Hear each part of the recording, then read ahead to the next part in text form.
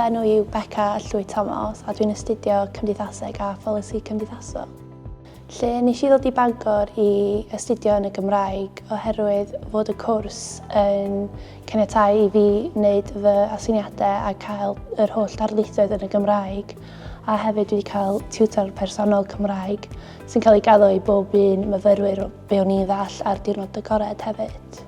I fi'n bersonol, mae astudio yn y gyfrwng Gymraeg wastad wedi bod yn bwysig. Ers ysgol, ni wastad yn dewis pynciau yn y Gymraeg.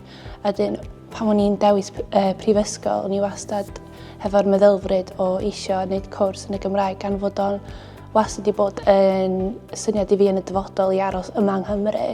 A dwi o dan yr feddwl fod Cymraeg yn adio lot I swydd a profiadau hefyd. Lle, so ni yn hybu myfyrwyr I astudio yn y Gymraeg oherwydd pan da chi'n meddwl amdano fo, neu pan dwi'n meddwl amdano fo ydy mae lot iawn o myfyrwyr yn astudio pynciau yn y Saesneg neu ieithoedd gwahanol efallai, ond dim llawer sy'n gallu deud fod nhw wedi astudio I cwrs yn 100% yn y Cymraeg chwaith. Lle fi bersonol mae'n werth mawr iddo fo ac yn y swyddi yma yng Nghymru hefyd.